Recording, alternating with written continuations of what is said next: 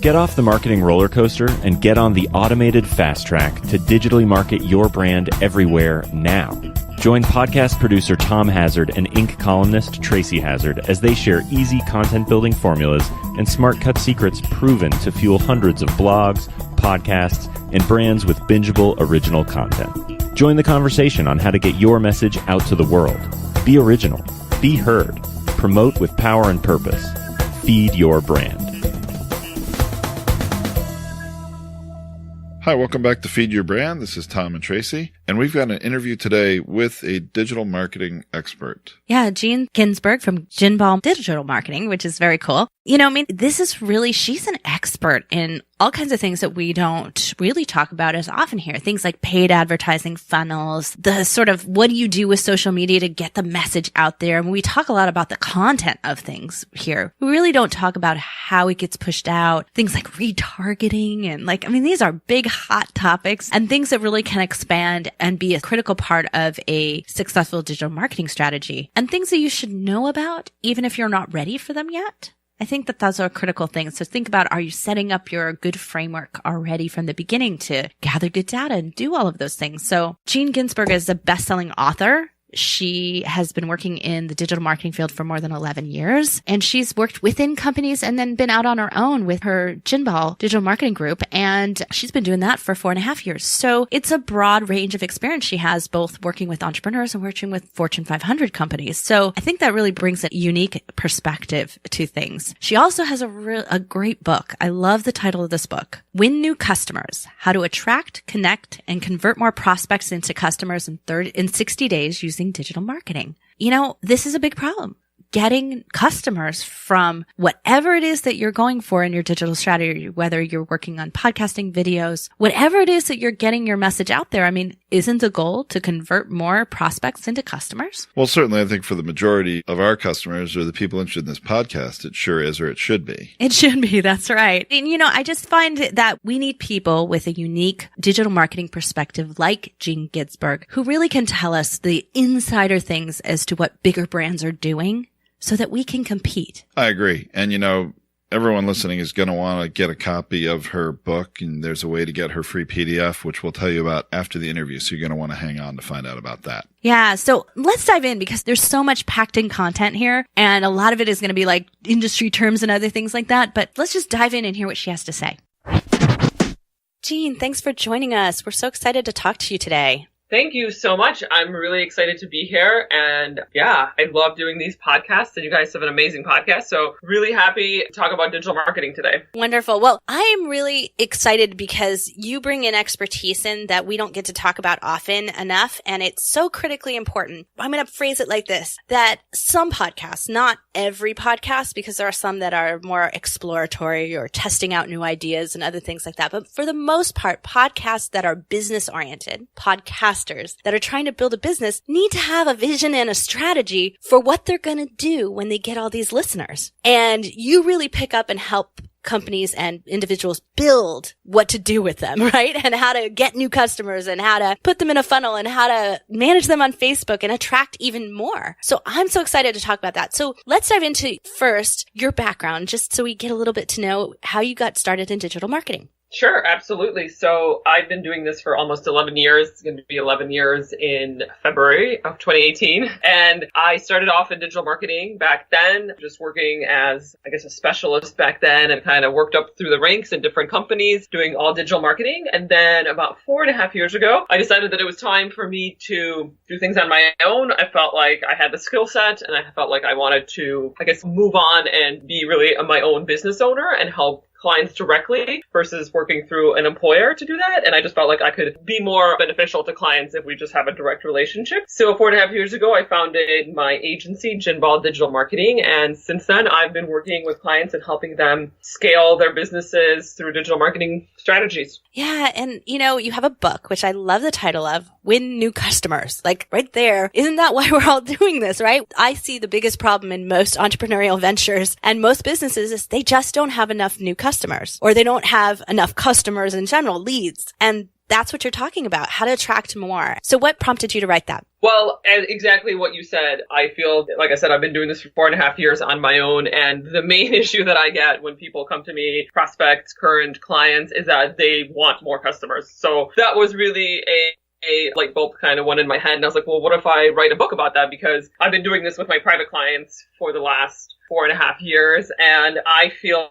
like I really wanted to give back because just all the successes I've had. And I really felt like so many people could benefit from what it is that I know if I actually put it out in some sort of a book, a course or something like that, where I can provide it to people and they can see what it's like to actually grow a business and what are the strategies that I'm using and how I've been doing it for the last 4.5 years. So I wanted to share my knowledge and not just keep it all in my head. So that was really the catalyst of wanting to write the book. You know, I think this is so, like, because you have so much experience and you've been there and done that, and you really talk both on your website and in your book about the fact that there has to be paid media, marketing automation, content strategy, social media strategy, whatever you want to override digital strategy, right? But it all ties into having a really good brand and marketing strategy to begin with. So, you know, and that's what we always like to make sure that people are starting from a good place. But it's that paid media and the marketing automation and where people fall apart and they think, oh, well, social media is free, so this should be easy. And that's where I see a lot of it fall apart. What about you? I agree. I feel that there's a lot of businesses out there that are putting together good content or great content. But the thing is, everybody always thinks that, like, if I create it, they will come. That's just not really how business and how digital marketing works, because it's a very crowded space, I'll be honest with you. And you can get your voice out there, but if your content is just sitting somewhere on a Facebook page and nobody sees the light, it doesn't really see the light of day, then that's really kind of where I start seeing the problem. So really, unfortunately, that's just how Facebook, the platform itself, has decided to create their platform and how they wanted to make money. I mean,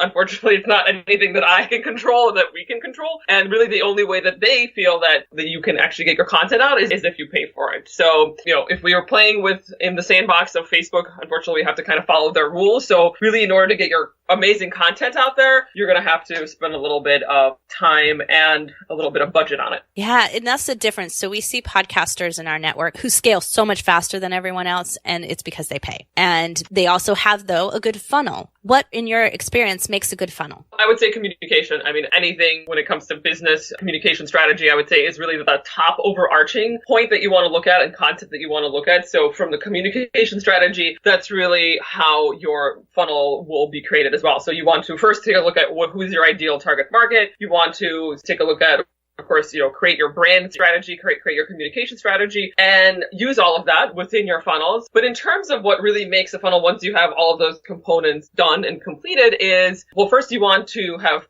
users opt into your funnel. So whether that's through email, I've been using, for example, Facebook Messenger bots recently to also have users opt into my Facebook Messenger bot. But either way, whichever one you use, then you want to just continuously add value. So really, that would be the main issue, or I guess the main mistake that I see entrepreneurs and maybe up and coming businesses make, is that they try to push the sale too quickly instead of adding value first.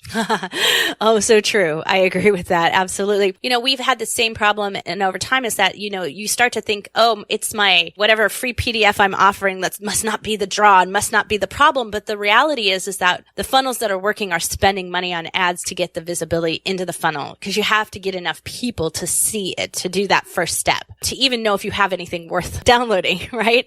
And so we give up too quickly on the what it is instead of how we're executing it. Yeah, that's very true. I mean, I'll kind of boil it down. It is a numbers game.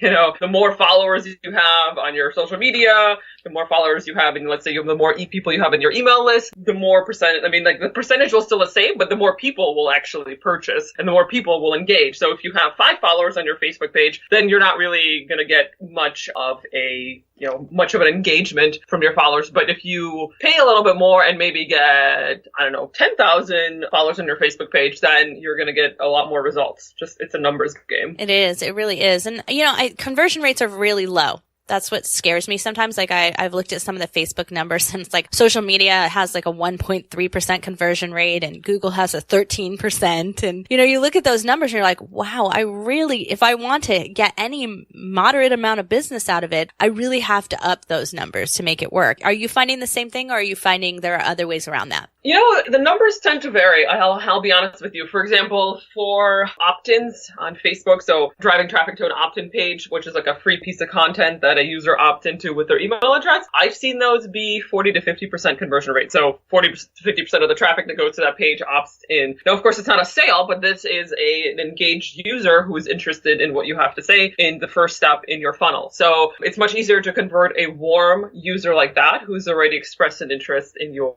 content than it is to find, a random person on Facebook and try to sell them something. So that's why it's called a funnel, is because we were trying to funnel these users and get them to be warm and to engage with our valuable content. That seems like a very high conversion rate from what our experience has been with others that we know that have serious funnel programs where they're paying, 5-figure amounts of money every month in order to advertise on Facebook and get them into their funnel. What are the rates that we have experienced, Tracy? Do you remember? I think it's still in double digits, but it's not up to 30s and 40s. It's probably closer to 15. Yeah. 15 to 20 at most. But, they're in crowded areas. I think that's the other difference, Tom, is, the ones that you're talking about run in real estate or in speaking. Or training. Investing. Yeah, investing. And those are really crowded areas. There's not anyone doing that in 3D printing. If we were to do that in 3D printing, I think we'd probably dominate and maybe end up at 40 to 60% opt-in.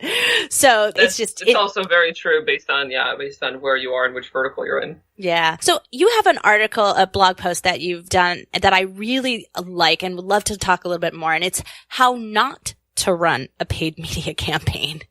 And I think that's where so many people fall apart. They're like, well, I tried it. And I was like, well, how much did you spend? Oh, $200. And did that work for you?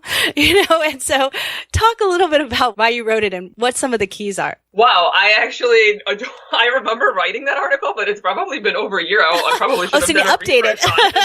No, I have not updated it, but I'm just saying I need a refresh because I do remember, because I think what happened was there was there was this ad that I kept seeing on LinkedIn that really was the catalyst for me writing that artitle, because I kept seeing this ad. It was like for something auto related, like hail damage. You've got it. Yeah. Repair hail damage. And the issue was that the link kept going to like a dead page or something like that, and they kept running that ad. So they were spending money, and then that link that a user would then click on would go to a dead page. And I even actually reached out to them via LinkedIn and via email. Like I found them, their website, and I reached out to them, and it was like they didn't even respond. Like they didn't even, I don't know if they didn't see it, they didn't care. So that was definitely the catalyst for writing that article, because it was just completely wasteful money.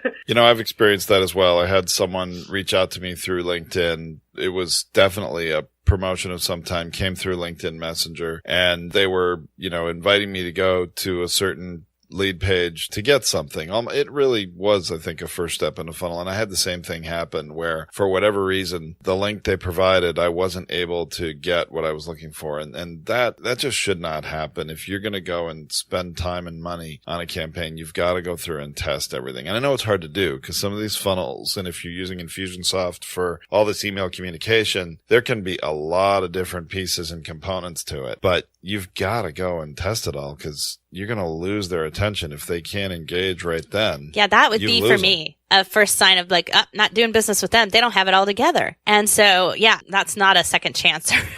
Absolutely true. It tars the reputation of the business pretty quickly if a user comes through their funnel and they're going to dead pages, or they're going to absolutely irrelevant pages. So absolutely agreed.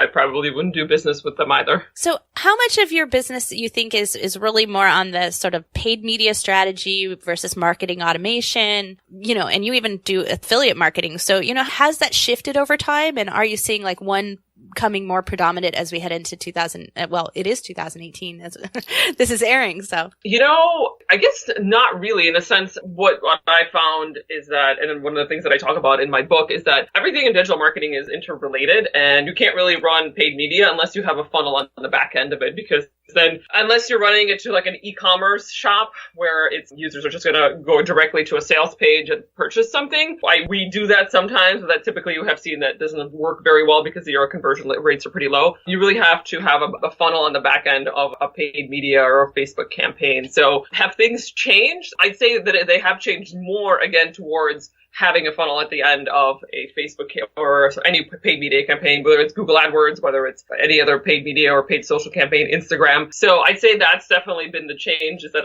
implementing those funnels is really part of our strategy now. A big part of it. So yeah, we're seeing the same thing. It's like having a great content strategy. It's not like I have a podcast strategy and a blog post strategy and an SEO strategy. It's like for us, everything's interrelated, which is why we built our services to do them all at once, because everything is tied together. And I think it's the same thing here. It's just like if you have a business sales strategy of how you're operating it, you're got to have paid media and funnels and social media strategy. You've got to have all of that working together. And it is, like you said, interrelated. Oh yeah, absolutely. That's definitely how I see digital marketing. I mean, it's related into a lot of things in digital marketing. I mean, it's even related to other things, and it levers on your other points of your business. So, I mean, everything, it's an ecosystem. Your business is an ecosystem. Digital marketing is definitely an ecosystem, and, leveraging or pulling levers on one point can definitely increase or decrease other points. So it's all interrelated for sure. So, but if someone's getting started, and I know you have this on your own website, it's like, you have a discussion about the different types of social media. It's like,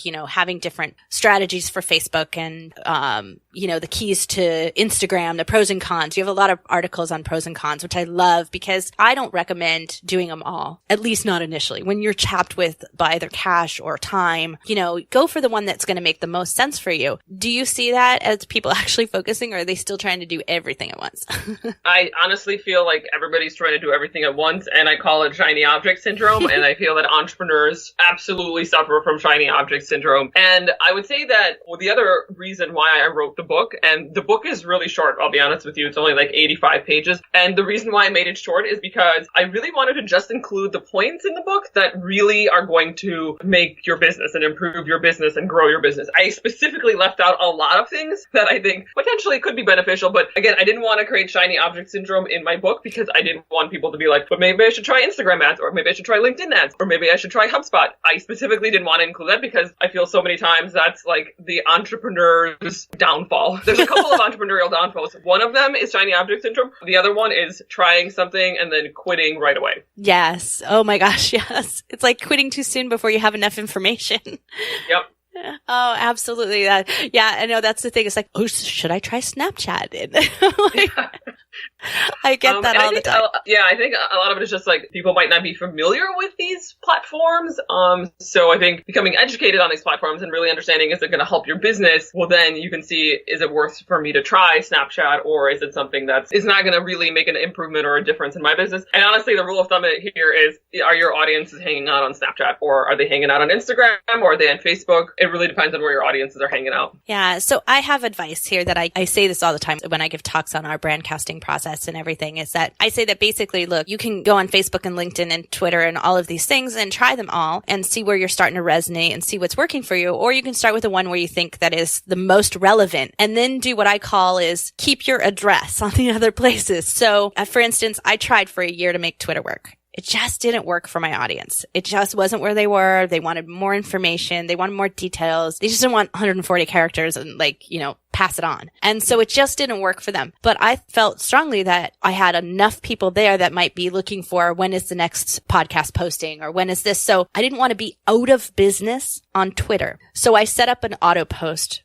for Twitter. So I don't ever think about it. It just automatically happens every time I post a podcast or a blog post. And so if you went to my Twitter page, because that happened to interest you, you would still say, oh, they're still in business. But I don't work at it at all. And instead I work on Facebook and LinkedIn and sometimes Instagram, because a lot of our work is visual. But what do you think of that strategy? I absolutely agree with that. Yes. I mean, we only have 24 hours in a day, and sometimes people sleep also. So we really have only, let's say, 16 hours in a day. So I absolutely agree. There's only so many things that we can do. And yeah, putting something in like a Twitter on autopilot or on automation, which is really where a lot of things are going, automation. And I honestly agree that that's really the best way to do it, because yes, keep your address, keep it there. And if you can do something automated, like every time a podcast comes out, it's automatically posted to Twitter, absolutely keep it there. And then you'll still have content there on a regular basis. But if things are working on Facebook, then continue drilling and kind of going after Facebook, because that's really the channel that seems to be working for you. Yeah, absolutely. Well, what are some of the tips that you can give? You've talked about these pros and cons of using the different social medias. What would be good for a lot of service companies, like, that are, a lot of our podcasters are service businesses? What's working really well, and what do you look for as a pro in a particular platform? Sure, that's a great question. So going back to what I mentioned earlier was definitely the first thing I would say is like, where is your audience is hanging out? So for example, if you are looking for, I don't know, moms between the ages of 35 and 55, you'll probably find them on Instagram or on Facebook. If your audiences are younger, maybe they're 18 to 25, a lot of times you'll probably find them on Snapchat, because that generation is probably actually most likely not using Facebook at this point. They are still using Instagram, but not Facebook anymore. So I'd say the first thing would be first figure out where your audience is hanging out. And of course, the pros and cons, I kind of go through that more in my videos. I can share some of the pros and cons that I feel like, I think it also depends on the type of business that you have. So if you have a service business, it might be, unless it's very visual, it might be difficult to relay that message across maybe on Instagram. For example, like the things that I do in my business, and I'm not a creative agency, I do marketing strategy. So it's going to be hard for me to use Instagram for my audiences, even though they might be hanging out on there, but it's going to be hard for me to relay the message across because it's not very visual, Well, and it's not native to you, right? And that's one of the things I think, when it's not native to you to be, creating those photographs that are beautiful and what's working in an editorial sense, on Instagram, then it makes it so much more work for your core business, which is why, if you're good in video, then stay in video. If you're good in voice, then stay in podcasting, and if you're good in writing, then stay in blog posting, and then find other people to do all the rest. So. No, I totally agreed. So, I do a lot of videos, so I use Facebook and YouTube for my videos because that's really kind of my bread and butter and a format that I enjoy doing. So yeah, it depends, I guess, what do you enjoy doing? Where are your audiences hanging out? And what kind of business do you have? So that it would really depend on what kind of platforms you're using. Wonderful. So, Jean, as I'm listening to, what you've been talking about and what Tracy's been asking, one of the things that surprises me is you're really talking about really a pay-to-play push marketing campaign of one kind or another, whether you mentioned Google AdWords or Facebook or all that. But what about it seems like nothing that you're doing or recommending would really be reaching people on Google unless they're paying for it, meaning if you're paying for advertisement to show up in a Google search. Is that fair to say? I mean, that's just really my area of expertise. I'll be honest with you. I think there are definitely ways to get viral, I guess basically free advertising, but it is much more difficult. And I'm not definitely an expert in viral marketing or viral videos or anything like that. I'll be honest with you. So from everything that I've seen, it just getting typically an opt-in to your funnel is really the way to go, and it does include pay to play. I'm sure there are other methods to do that. I just feel like those methods can be very hit or miss. Uh-huh. But, I think, Tommy, when you're talking about it, it's like, if you build it, they will come. You kind of said it at the beginning, Jean, but we have that all the time. Like, there's great products. We design great products and we help our clients, and they have great ideas and great products. But when they don't pay to get the marketing out there, it doesn't sell on Amazon. It doesn't get picked up. And it is the reality of is how you market it can be more powerful than what it is. And that's an unfortunate thing, but that is the way it goes. Yeah, like I said earlier, unfortunately, that's just how these platforms are set up. I mean, I wish it were different, but I'm sure that's how Mark Zuckerberg makes all his money, right? Is through people like us and businesses like ours, small businesses who want to advertise on Facebook. So he's definitely found a good niche there.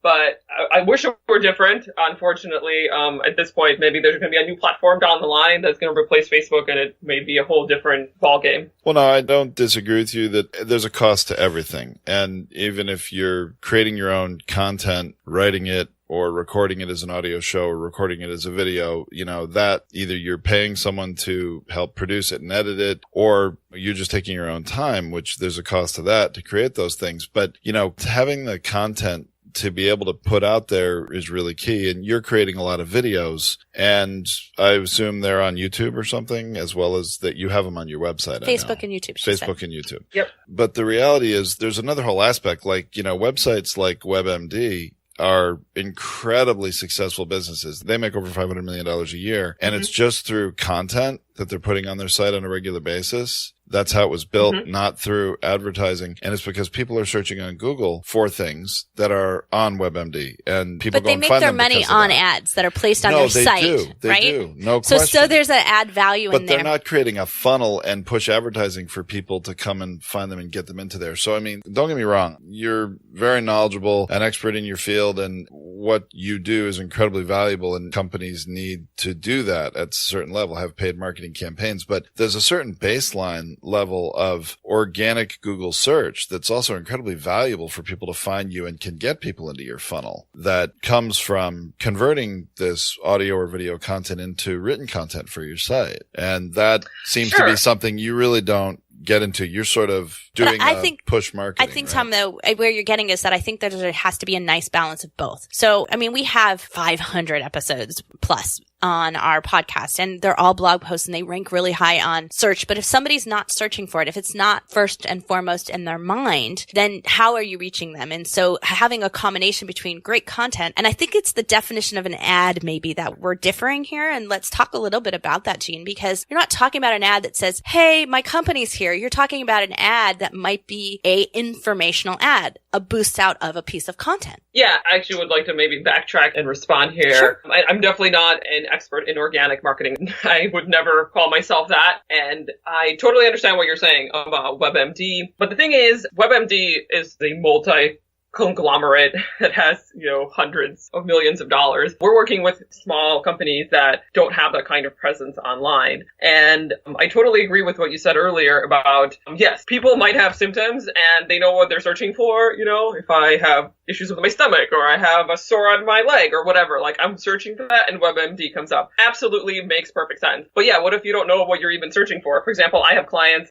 just started working with a new client recently, and they're like in the Internet of Things space, and they have this like shade thing that you put out in your patio, and it's all like electronically organized and electronically, manipulated and manually, so through your like phone. So like those are the things that like a person is not really going to specifically search on Google because they don't even know that it even exists. So you have to push the content out there with some sort of paid media in order for people to even know that it exists. Right. Well, that makes sense. Yeah, that makes a lot of sense. So, let's go. This is the start of the year. So let's talk about measurements. So if you're going to have and you're going to spend money on a campaign and have this funnel and do all of this, what do you consider to be like, I think we give up too quick. You mentioned that, right? Like they try it and then they give up too fast. What are some good measurements or guides that you should do that so that you say, no, you know what? I got to give it more time, or I need to keep going. What kind of guidelines do you have? Sure. I would say the first thing is that data needs to be statistically significant in order to really use data to understand if the campaign is working or not. And I know that statistically significant is kind of a vague term, but I guess what I'm saying is that like if you get 5 people engaging with your post, that's not statistically significant. Like you need at least probably, depending on,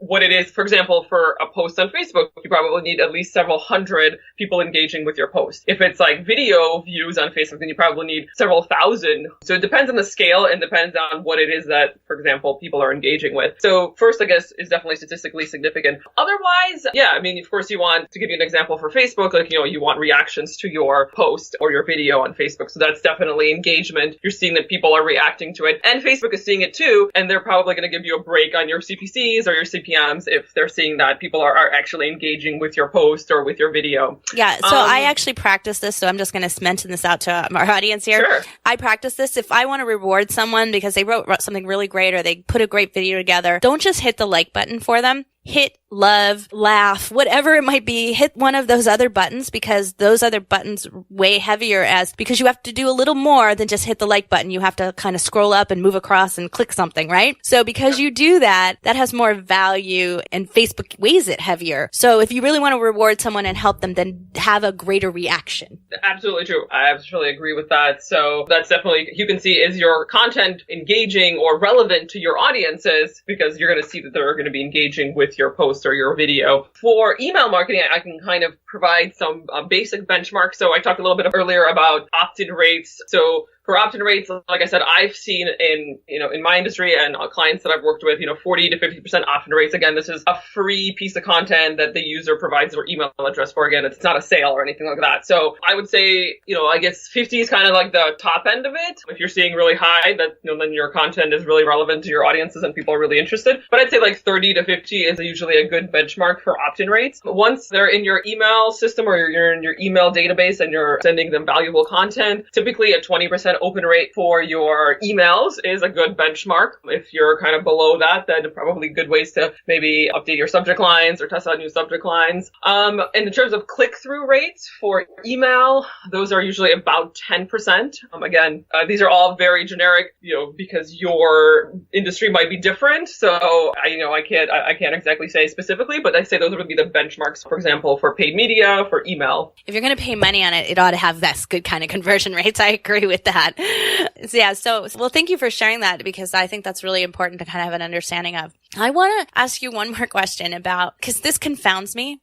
You have a whole set of information about Facebook pixels. And I think that people don't understand the power of that and what that really means and can do. And so this idea of pixeling, retargeting, like all of that is something that goes critically to having a good paid campaign at the end, because you start to dial in and know who you want to talk to, knowing who's attracted to you already. Can you kind of talk about how long and how deep do you really need to get on that to really get some good, valuable information on who's being attracted to you? Sure. Well, the Facebook pixel, it is also about, who is attracted to you, but it's also about a lot of just data points that you can pass back and forth between, let's say, your website and Facebook and the Facebook ads platform. So I guess just taking a step back, I would say it's critical to have your Facebook pixel set up, or any pixel. It's not just Facebook. Like, for example, if you're doing Google AdWords campaigns, it's very critical to set up a pixel for Google as well, for Google AdWords. So any platform typically will have a pixel for you to set up, so that basically it's just a way for the two systems to talk to each other. So if somebody is on your site and they convert and they purchase something on your site, it will just talk back to Facebook and say,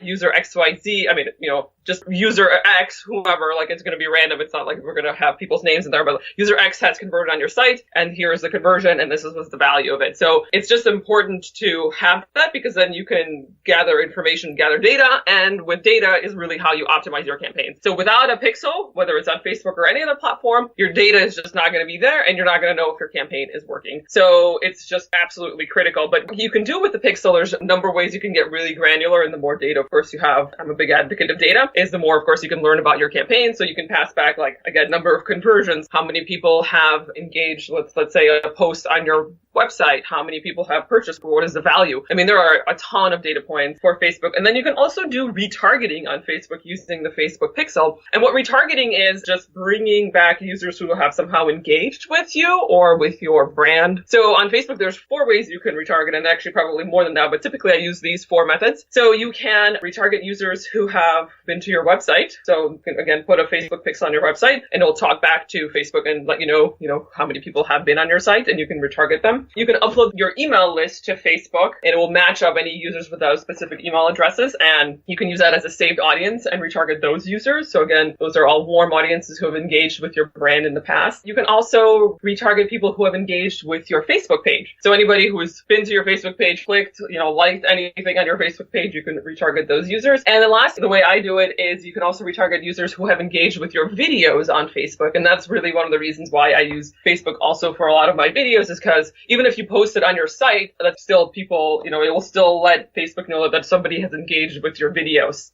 So you can retarget people who have watched a certain percentage of your video. So, and the reason why retargeting is so great is because it allows you to get the warm traffic, so people have already engaged with your brand in the past, and to take them in the next step of the funnel. I think this is really important for podcasters to listen to, and we have a lot of podcasters listening here, because we don't have a lot of information on our subscribers. They belong to iTunes, and they have, up to now, they keep saying they're going to release the data, but they don't. Hasn't happened yet. So we don't have any demographic information. So if you're not doing things like this, like pixeling and retargeting and understanding it, you don't have a makeup, a demographic makeup, or, the the idea of who your audience really is. You don't have any information. You just know that they used the iOS app or they used it on a computer. Like that's about all the information you have. And they hit this episode and that episode. You don't have any details. And so if you're headed to a podcast strategy, like we have most of ours who are heading into advertisements, it's critical to get to an understanding of who that audience is. And this is some of those details, some of those, mechanics of things you need to have in there because the information that it provides can make everything you do from that point forward more informed. Absolutely, yeah. And knowing your audience, I say, is really half the battle, because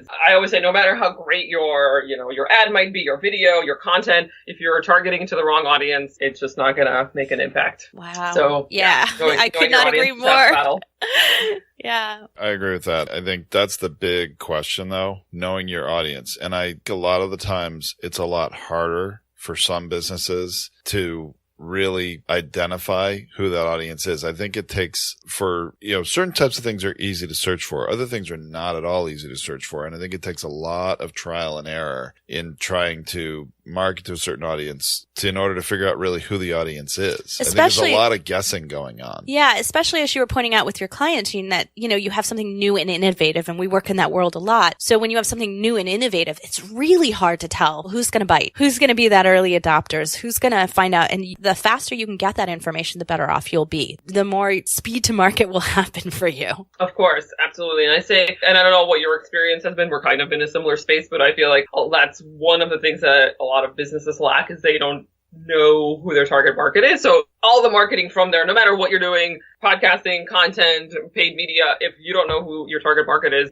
like I said, it's just going to be irrelevant. And so one of the main things that I work on just from the beginning when I engage with a client is we have to understand who your ideal customer avatar is. Yeah, absolutely. Wow. So Jean, let's just sum up real quick. What are the top 5 things you should have in your digital marketing strategy? And let's leave them with that. They need to be thinking about these 5 things. Sure. That's a great question. To summarize everything that we talked about, we have talked about a lot of things today on this episode of the podcast. So quickly to summarize, so of course your ideal target market, we just talked about this right like 2 minutes before. So definitely understanding who is your customer avatar and really understanding their pain points and frustrations, because of course you can get the demographic data, but really honing in on what are their challenges, what's making them tick is really important as well. And then creating content around those pain points and frustrations that your customer avatar is having. So, and that could be in many different formats. It could be in video. We talked about video a lot on this episode. We can be in blogs, it can be podcasts, it can be in case studies. But lots of free, right? I think I clearly heard that from you too, is that it needs to be in service, right? You need to be giving them lots of value. Of course, yes. Valuable content that will resonate with your audiences with point number 1, your ideal target market. So I say point number 3 is disseminating that content. So whether it's on social media, whether it's on paid media, there's many different ways of doing it. Really understand, which platforms where your target market hanging out and which platforms. So it's important to, of course, get it out there because otherwise the content will not see the light of day. Yeah, that's right. Retargeting.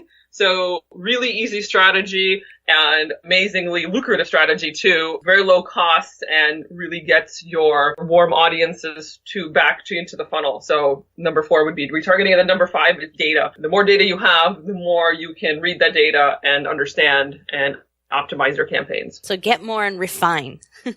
Yep. Wonderful. Well, Absolutely. I'm so glad we got a chance to talk with you today, and I thank you so much for sharing all your wonderful knowledge with us. Excellent. It was a pleasure being a guest here. I absolutely love this podcast, so thank you so much, and would love to be back sometime in the future. Yes, we'll definitely do that. Great. Well, thank you so much.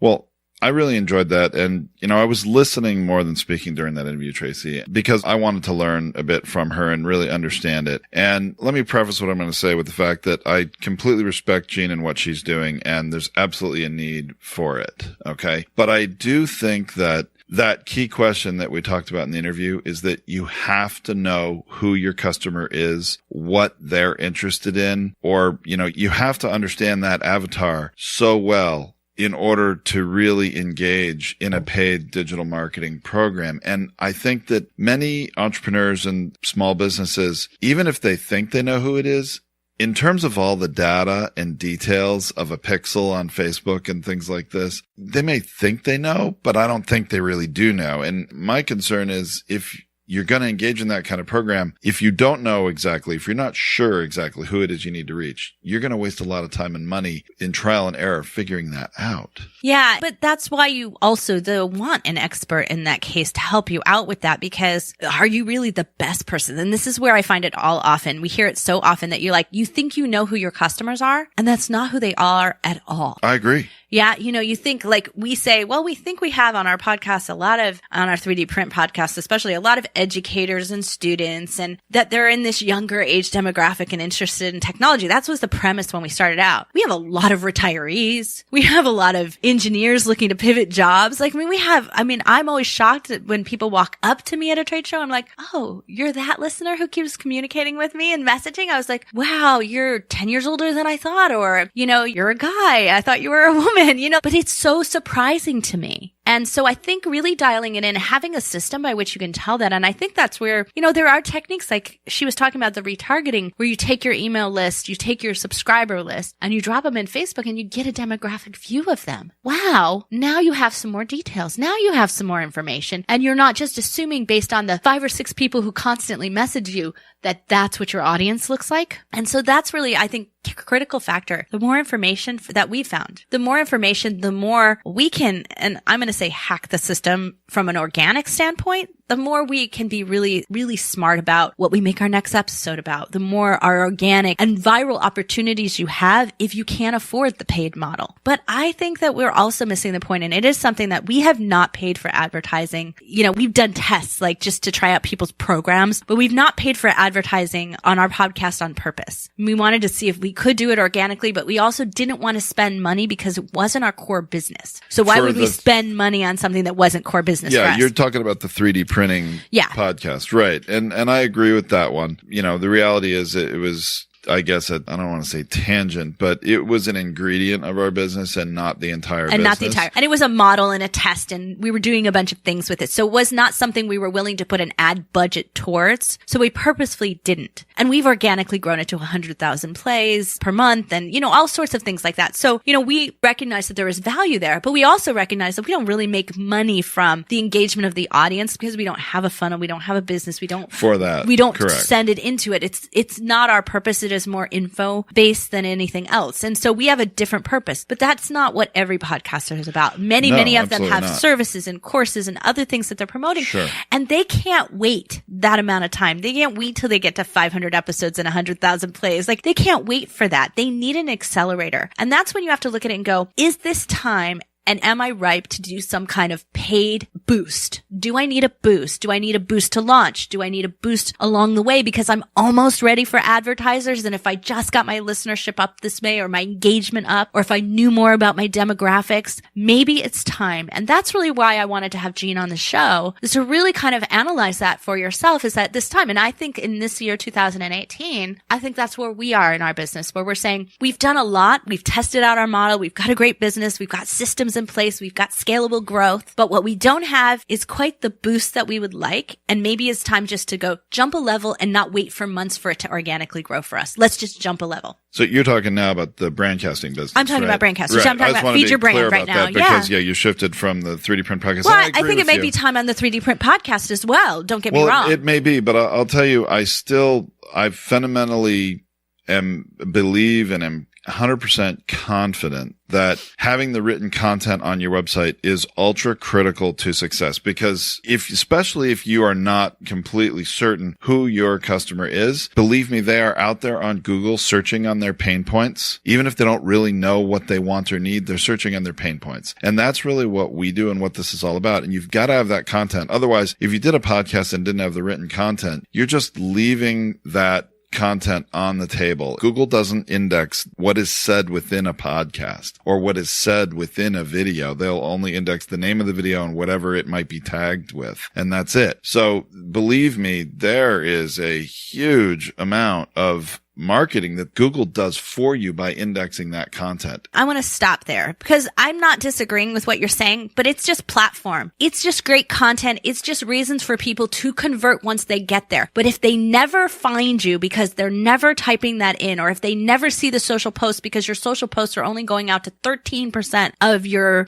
page likes, then they're not seeing it to get started. And that's where you have to boost up and have enough numbers for them to be able to see that, right? Well, I agree with that, Tracy. On those social media platforms, Facebook, LinkedIn, Instagram, whatever, you're 100% right. I mean, in order to get exposure, you've got to pay to get beyond whatever organically that platform is going to give you exposure for. No question. And there is a time and a place for that. And it can be critical for business success. Well, and we saw that because we did this little minor test just to see what would happen to try somebody who said, oh, you can get, I forget what it was, 10,000 likes? Oh, 10,000 likes on Facebook in 72 hours Right. and $100. $200. No, $100. Yep. Anyway, it was kind of a bust. I mean, it did do it, but they were useless. But they weren't 10,000 valuable people. likes. They weren't really your customers, and they never would be at that level. Right. But we tested it out. And what we did see, though, that happened, and that's why the paid model works, is that what we did see was that all the posts that we posted during that time, even though it wasn't a part of the ad, all got boosted by Facebook. They gave us more value, gave us to a broader viewership whenever we posted during that time period that we had an ad campaign running. That's true. It really is evidence of the pay to play. It's an incentive situation. program. Think about it. I think about it like gambling, right? Like this is like, you've got to like occasionally give them a win when they're dropping their pennies or their quarters in the slot machine. Yeah. And that's what Facebook's doing is they're kind of boosting it and going,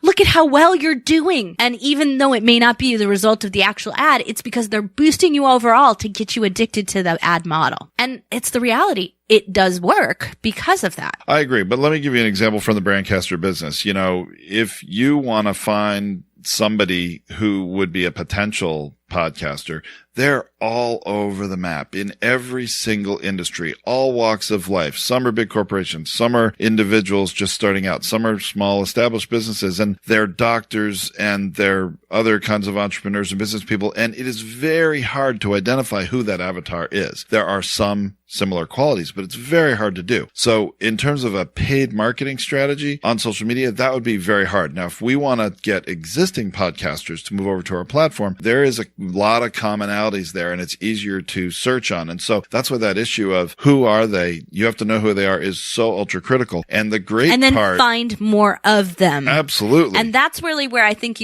the find more of them, to rely on the idea that they're going to spread it to other people like them, is just false. It doesn't always work. And that's where I think, again, if you really do have that dialed in and have that right, and it is converting and working for you, then go spend some money and find even more. I agree with that. But I think that the foundation of the content on your site being on Google, people finding you because they have the pain point of they need to get their message out to the world or to a bigger audience, or they need to find customers, whatever those keyword terms are, and they're going to find your blog post on your site, and then you can start to funnel them from there, learn who they are. You might identify, wow, there is a whole market of, I don't know, let's say automobile service technicians that are out there that might be interested in, I'm not saying that's really it for us, but I'm just throwing something out there. You might learn, wow, there's a niche. And now you could learn about that niche and then put some money into it and market it. And to me, if you haven't created that foundation and aren't continuing to build that written content on your site, that you're leaving so much money and opportunity on the table. You've got to be doing that, no matter whether you're in audio or video or however you're getting your message out there. So that to me was just something I wanted to put out there. But I agree that, boy, those, 5 critical things that she shared with us that,